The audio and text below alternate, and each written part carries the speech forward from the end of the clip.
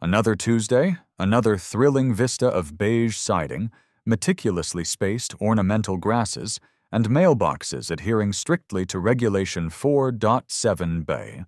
Approved finishes, matte black, or oil-rubbed bronze only.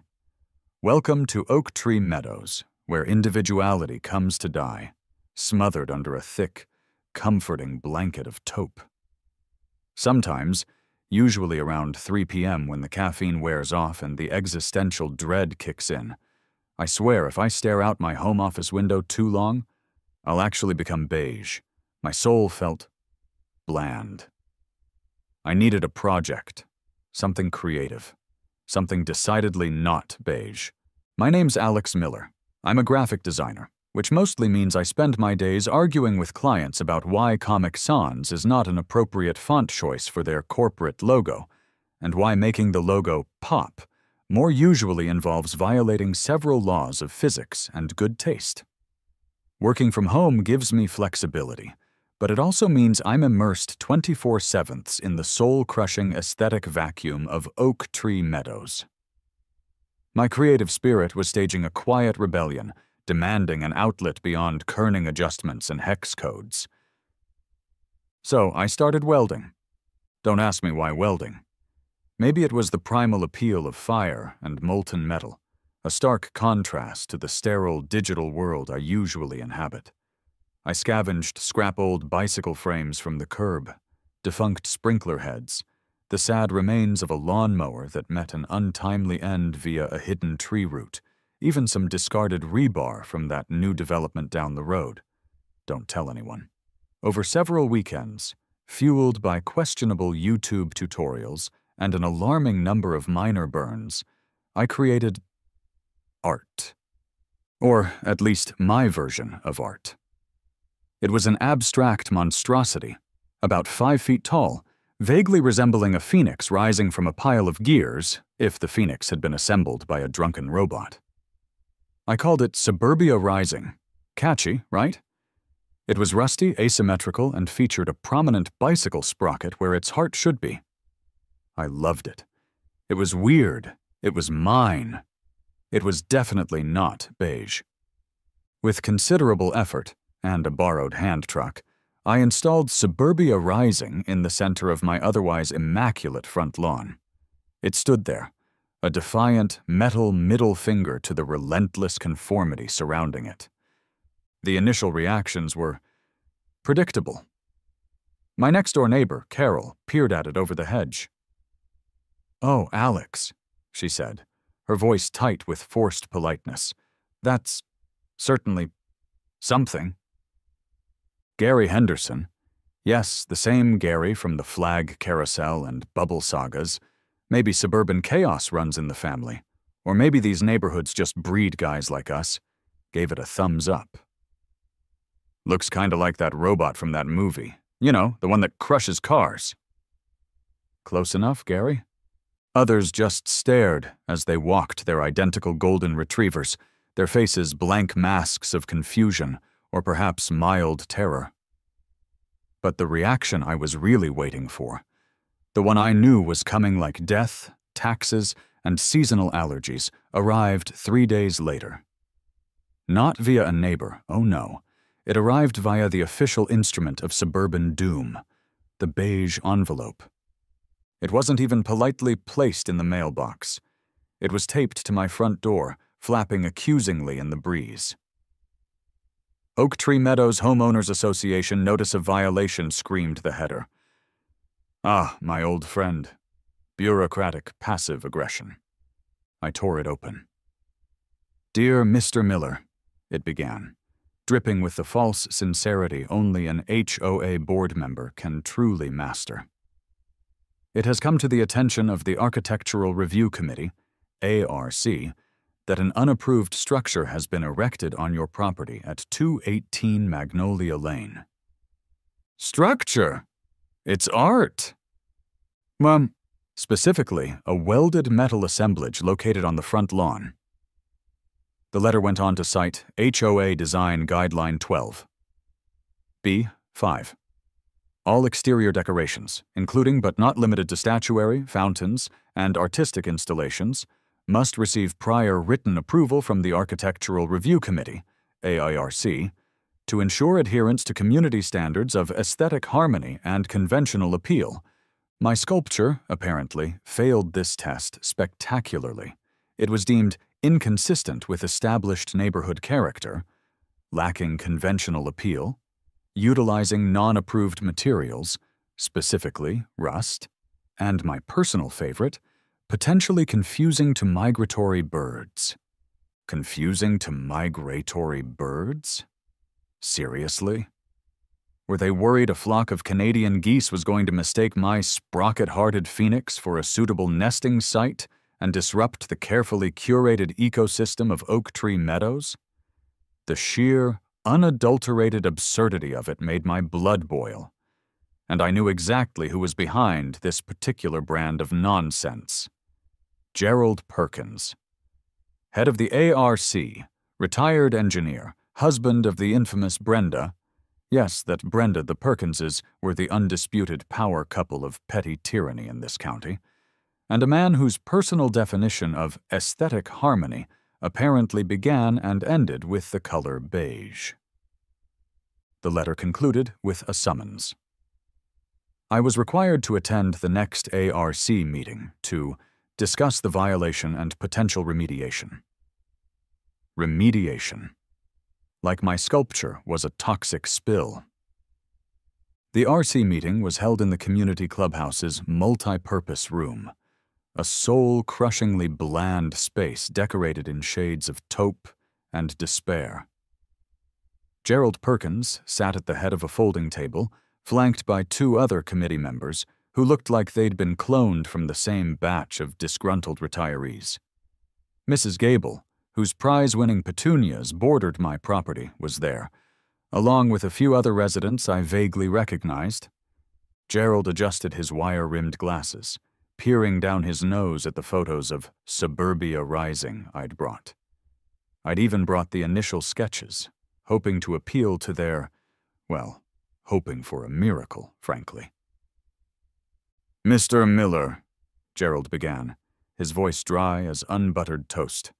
"The committee has reviewed your submission and the structure currently residing on your lawn." He paused for dramatic effect. "While we appreciate effort, this assemblage simply does not conform to the established design guidelines for Oak Tree Meadows." "It's abstract art, Gerald," I argued, trying to keep my voice level. "It's called Suburbia Rising. It's a commentary on its artistic merit, Mr. Miller, is questionable," Gerald interrupted, holding up a hand. "More pertinently, it lacks symmetry. It utilizes non-approved materials.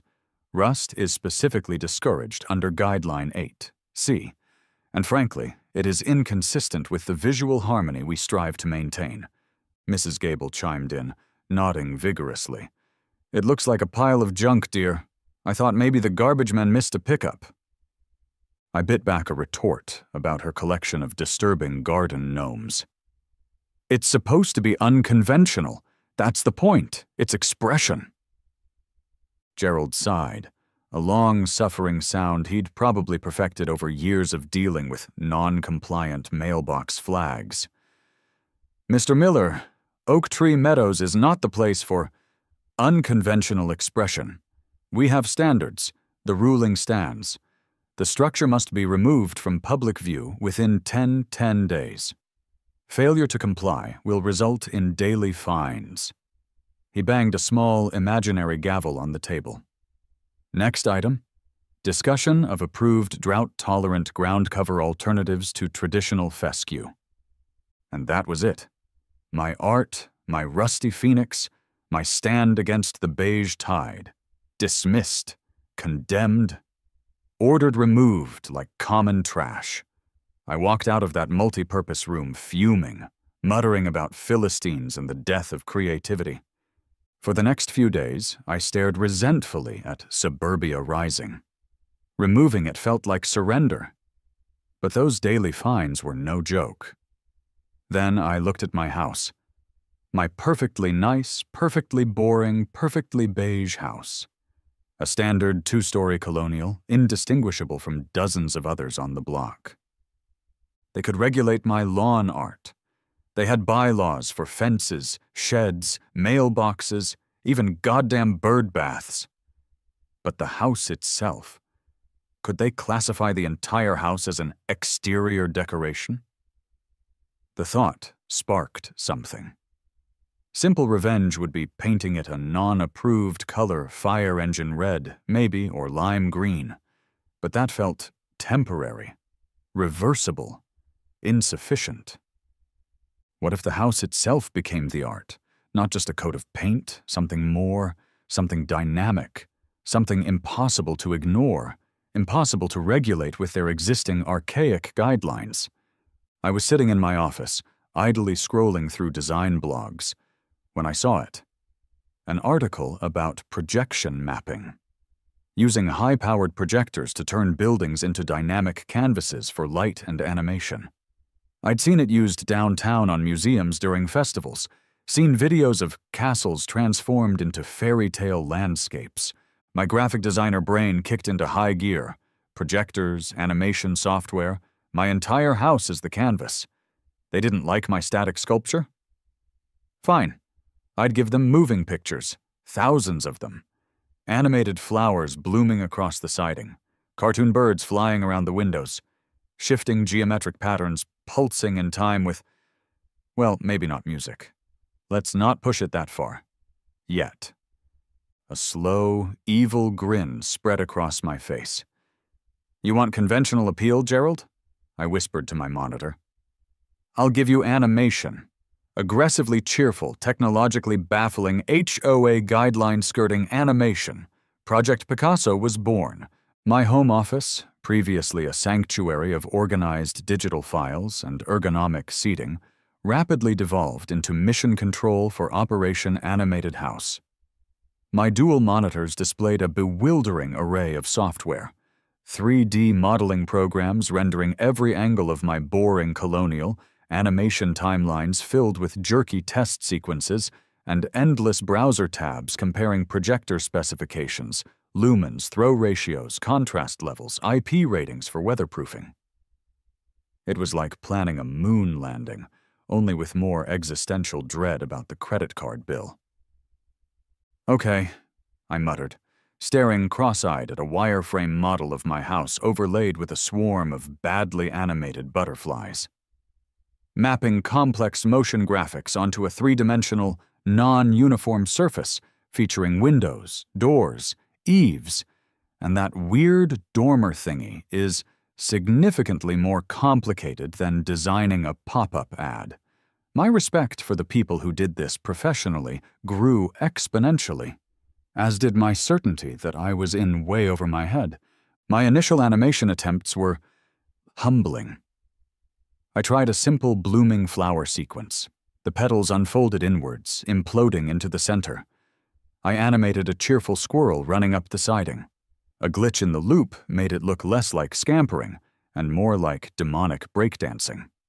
One late night, while testing projector alignment, I accidentally blasted a giant, pulsating test pattern directly onto Gerald Perkins's bedroom window across the street. His light snapped on instantly. I dove for the power switch, heart pounding. This was going to require finesse, and possibly bail money. And where, exactly, does one procure industrial-grade, weatherproof projectors capable of illuminating an entire house without taking out a second mortgage or attracting the attention of Homeland Security? My searches led me down strange paths, from theatrical supply wholesalers to slightly shady online forums dedicated to large-scale light installations.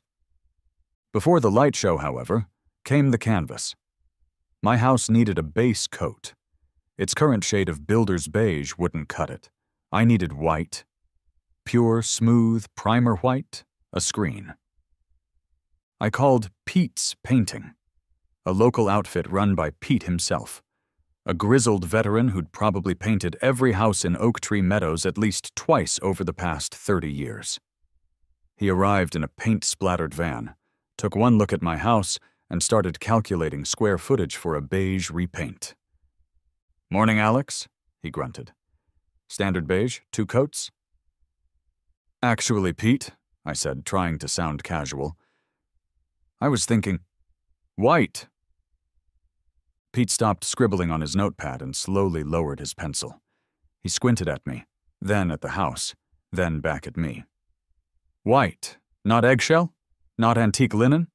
Just white?" "Yep, bright white, like photocopy paper white, as smooth and uniform as you can possibly make it. Think of it as a projection screen." Pete's bushy eyebrows shot up. "Projection screen? You gonna start showing movies on your garage door? Did that for a fella back in '98. Showed Field of Dreams, nice picture, HOA fined him $50 for unapproved public exhibition." "Something like that," I hedged. "But bigger, much bigger, and definitely not HOA approved." Pete sighed, shaking his head. "Kids these days. All right, son, your funeral. But don't come crying to me when Gerald Perkins has a conniption fit and tries to cite you for reflecting too much sunlight." He gave me a quote, reasonable, thankfully, and promised to start next week. Finding the tech guru was harder. Mainstream AV companies quoted astronomical figures. Finally, burrowing deep into an online forum called Lumenheads, I found him. Laser Larry. His profile picture was a blurry shot of him seemingly engulfed in green laser beams. His tagline, "Painting your world with photons, man."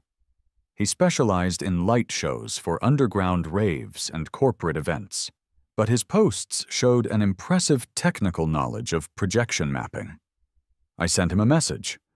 Larry rolled up a few days later in a van that looked like it had been attacked by a rainbow squid with a spray paint can. Psychedelic swirls, alien heads, laser beams. It was a moving violation of good taste, and I instantly liked him. He hopped out, wearing mirrored sunglasses despite the overcast sky, and surveyed my house, which Pete had just finished transforming into a startlingly white monolith amidst the sea of beige. "Whoa!" Larry exclaimed, pushing his sunglasses onto his forehead. His eyes were wide with manic energy. "Righteous canvas, my dude. Stark, bold, ready for some photon painting. So what's the vision? Abstract color washes, trippy fractal patterns, full-on Pink Floyd laser spectacular synced to Dark Side of the Moon?" "Something a bit more narrative," I said. "I'm thinking animated nature scenes. Flowers blooming, birds flying, maybe some flowing water effects. Subtle, but alive. And it needs to be bright enough to see clearly, weatherproof, and controllable from my laptop inside." Larry's grin widened. "Subtle but alive. Dig it. Totally doable, man. We'll need a couple of high-lumen beasts. Thinking 10K lumens minimum, DLP projectors for color accuracy. Weatherproof enclosures are key. Gotta protect the babies from the elements. Wide-angle lenses to cover the whole facade from strategic points. Then we just need the mapping software to stitch it all together." He peered at my laptop, which I'd brought outside. "You got the creative content sorted?" "Working on it," I admitted. "Still wrestling with the animation software. It's occasionally glitchy."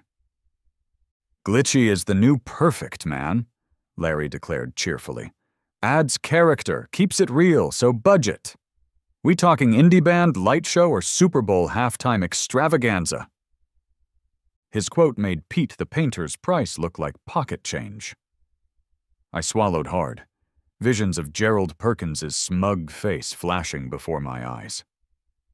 "Let's aim for Sundance Film Festival premiere," I countered. Larry laughed, slapped me on the back, and we had a deal. The installation phase was controlled chaos. While Pete finished the last touches of white paint, enduring confused questions from every passerby, Larry and his silent, perpetually frowning assistant, introduced only as Strobe, began the technical setup.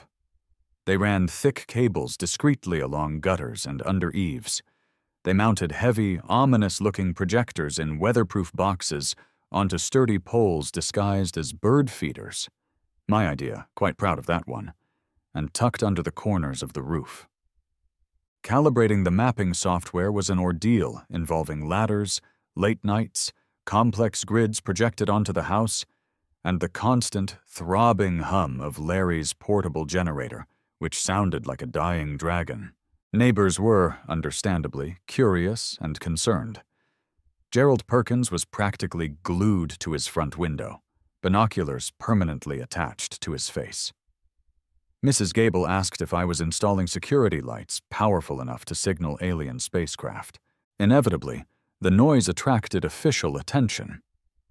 One night, around 11 p.m., as Larry and Strobe were wrestling with a particularly stubborn projector mount, the familiar flashing red and blue lights bathed my stark white house in alternating colors. Officers Miller and Chen again. Of course. Miller looked even more tired than during the bubble incident.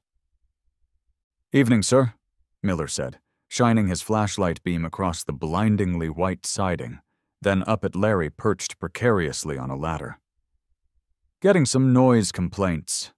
Bit late for home improvement, isn't it? And, he squinted at the house.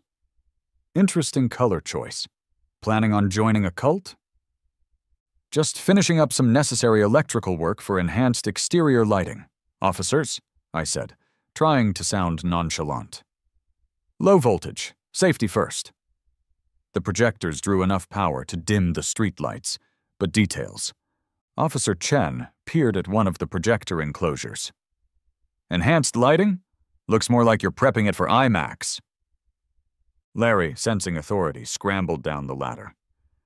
"Just calibrating the photon emitters, officers," he announced brightly. "Standard procedure for ambient environmental enhancement protocols. Totally up to code."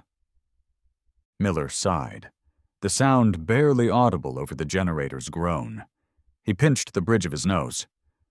"Right. Photon emitters. Look, just wrap it up for tonight, okay? Keep the noise down." He glanced across the street towards Gerald's dark house. "And please, tell Mr. Perkins to stop calling 911 unless he sees actual flames or invading aliens. We have real police work to do." They left, shaking their heads. Larry gave me a thumbs up. "Phase 1 complete, man. Ready to paint this town white? No, wait. Ready to paint this White House. With light." The generator finally shut off, plunging the street back into its usual sleepy silence, save for the almost imperceptible hum emanating from the newly installed projectors, waiting patiently for dusk. The moment of truth arrived with the setting sun. The sky bled from orange to purple, and the streetlights flickered on, casting long shadows. My stomach churned with a mixture of excitement and sheer terror. Larry had walked me through the software interface, a dizzying array of timelines, layers, and effects controls. He had loaded my latest animation loops, blooming flowers, fluttering birds, a flowing water effect for the lower level, and some abstract geometric patterns as transitions. He'd also included a big red digital panic button that would instantly cut the projectors. "Just hit play sequence 1, my dude," Larry had instructed via text, "and embrace the photons." I took a deep breath, hovered the mouse cursor over the button, and clicked. For a split second, nothing happened. Then, the low hum of the projectors intensified. Beams of light shot across the lawn, hitting the pristine white walls of my house. And then, magic. Animated wildflowers bloomed in vibrant color across the siding, their petals unfurling in slightly jerky, time-lapsed motion. Bluebirds, cartoonish but charming, fluttered across the second story, occasionally bumping into window frames before correcting course. Gentle waves of blue light washed across the foundation, simulating flowing water. Between sequences, shifting patterns of light, like a digital kaleidoscope, morphed and pulsed. It wasn't perfect. The bird animation was definitely glitchy. One seemed to be flying determinedly backwards. The flowers pixelated slightly, if you looked too closely. The water effect didn't quite sync up where the two main projector beams met near the front door. But it didn't matter. My boring beige house was alive. It was a living, breathing, slightly malfunctioning canvas of light and color. It was dazzling. It was absurd. It was glorious. "Yes," I hissed, pumping my fist. "Take that, Gerald! Take that! Architectural Review Committee! Take that, beige!" The reaction from the neighborhood was immediate. Lights snapped on in house after house.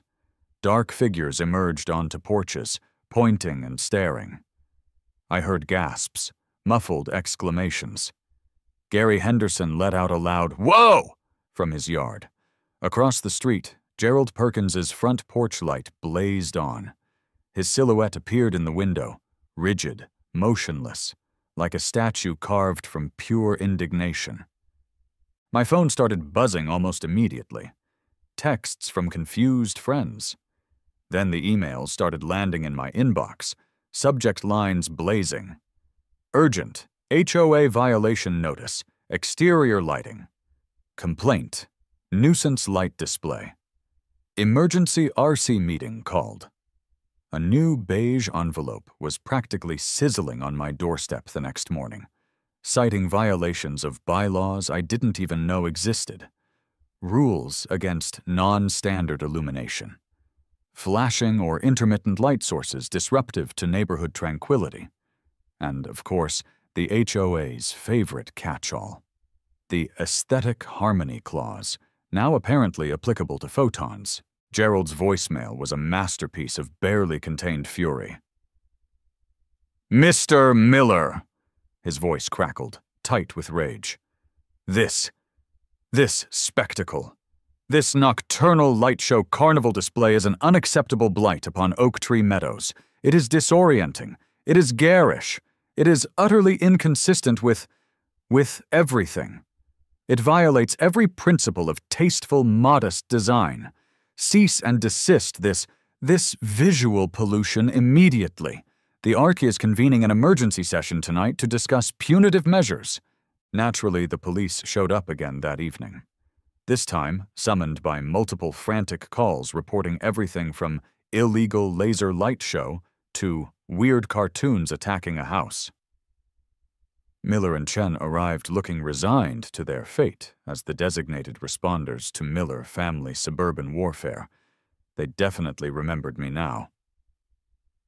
"Okay, Miller," Officer Miller sighed, shielding his eyes from a particularly bright pulse of geometric light. "Seriously?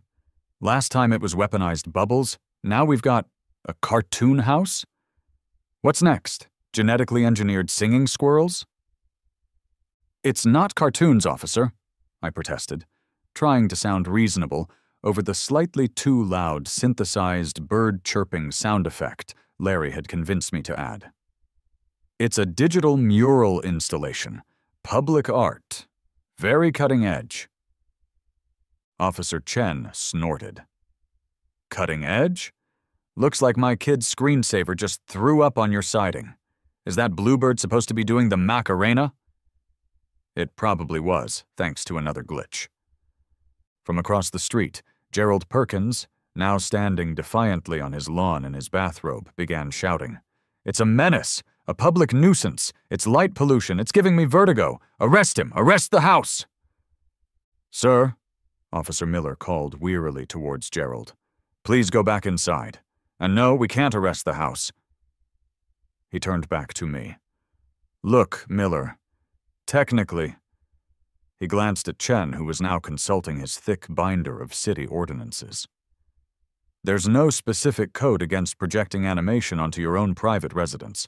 However," he raised a finger, "it could definitely fall under nuisance lighting statutes if it's excessively bright, causing a hazard, or unduly disturbing neighbors like Mr. Vertigo over there. We're issuing you a formal warning tonight. Tone it down. Maybe lose the soundtrack." They left, leaving me with a warning, a house full of dancing pixels, and a neighbor who looked ready to spontaneously combust. The next day it happened. Someone, probably Gary's teenager, filmed the house and posted it on TikTok.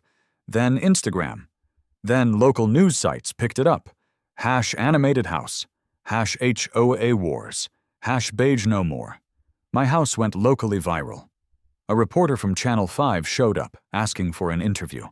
I obliged, standing proudly in front of a backdrop of slightly glitchy, animated sunflowers. The notoriety was interesting. Some neighbors loved it. Families started bringing lawn chairs out in the evenings to watch the show. Others sided firmly with Gerald, signing petitions and lodging formal complaints. Oak Tree Meadows was divided. I, of course, leaned into it. If they were going to complain, I'd give them something to complain about. I started changing the animations nightly, fueled by caffeine and spite. One night, it was a serene underwater scene with gently swaying kelp and poorly rendered fish. The next, a chaotic explosion of abstract shapes and colors. For April Fool's Day, I projected a perfect static image of my house painted beige just to mess with people. My masterpiece, though, was projecting a giant, slowly rotating, perfectly rendered beige square directly onto the front wall for an entire evening. The sheer, bland horror of it was, I thought, profound commentary. Gerald nearly had an aneurysm. I even refined the sound effects, adding crashing waves for the underwater scene and ambient forest sounds for the nature nights, all slightly out of sync, creating a uniquely unsettling auditory experience. The HOA fought back. Gerald, in a move of tactical genius, had fast-growing leyland cypress trees planted along his property line, attempting to block the projection beams. Cute? I simply adjusted the mapping, incorporating the trees into the animation, turning them into enchanted forest giants one night, rocket ships the next. The HOA's lawyer started sending letters, thick letters, full of words like injunction, litigation, significant financial penalties, and light trespass. Apparently, photons crossing property lines were now a legal battleground. The cease and desist letters grew thicker, the legal jargon more threatening. The HOA lawyer, a slick guy named Barry who probably ironed his socks, accused me of everything from creating a public nuisance and violating zoning codes to potentially lowering property values and causing emotional distress to aesthetically sensitive residents. Read Gerald. They threatened to sue me into oblivion, seeking damages and a court order to force me to unplug my projectors forever. I briefly considered escalating further. Laser Larry was full of ideas. Dude, lasers! We replaced 2 projectors with programmable lasers. Way harder to prove light trespass with coherent beams. Plus, we could do, like, holographic squirrels, or project Gerald's face onto the moon. Tempting, but my own legal fund consisted primarily of loose change and wishful thinking. I consulted a cut-rate lawyer whose office was above a pizza place. He mostly just shrugged and said HOAs were notoriously litigious. The stress was mounting. The nightly calibration, the constant software updates, the fear of a process server lurking behind every ornamental shrub. It was becoming less fun, more like a second job I didn't get paid for. In the end, sanity, or perhaps just exhaustion, prevailed. Through my lawyer, the pizza place guy who surprisingly managed to sound official, I agreed to mediation with the HOA board. We met back in the multipurpose room, the air thick with tension and the faint smell of disinfectant. Gerald looked smug, Barry the lawyer looked bored, and the other board members just looked tired. After hours of painful negotiation, we reached a compromise, hammered out in excruciating detail and typed up by Barry on his laptop. The Oak Tree Meadows Illumination Accord, they called it. Seriously. The terms, the animated murals could continue, but only between the hours of 7 p.m. and 9:30 p.m. Brightness levels had to be significantly reduced. Ambient glow, not retina-searing spectacle. Animations had to be generally tranquil in nature. No more breakdancing squirrels or rotating beige squares. And the kicker? The content for the upcoming week had to be submitted to the ARC for review by Monday morning. Not approval, thankfully. Just review. A small victory. I agreed. Gerald, looking like he'd swallowed a lemon, grudgingly signed off. Barry packed up his briefcase. An uneasy peace, punctuated nightly by the soft, dim glow of slowly blooming digital flowers, settled over Magnolia Lane. So now, most nights, I sit in my office and watch my house gently glow. It's not the dazzling spectacle it once was, but it's not beige either. The projectors hum quietly. The animations cycle through pre-approved tranquil scenes, mostly deer grazing, clouds drifting, leaves falling. It's nice. Ish. Was it worth it? The legal fees, the stress, the weeks spent debugging squirrel animations, the permanent spot on Gerald Perkins's enemy list? Probably not, if you look at it rationally. But rationality flew out the window the moment they told me my rusty pile of junk wasn't art. They criticized my sculpture. They tried to enforce their beige world order. And for a while there, I fought back with light and motion. I turned my boring suburban box into something unexpected, something alive, something that made people stop and stare, whether in delight or horror. And you know what? Even though it's dimmer now, even though the ARC gets a weekly preview of my animated deer, my house still isn't beige. Sometimes, late at night, after the projectors have automatically shut down, I look out at the stark white walls, bathed only in the moonlight. It's a blank canvas again, and I can't help but smile. The HOA might have dimmed the show, but the art of annoyance? That's a masterpiece that never truly fades. And I bet those migratory birds knew exactly what was going on. They were probably just enjoying the show.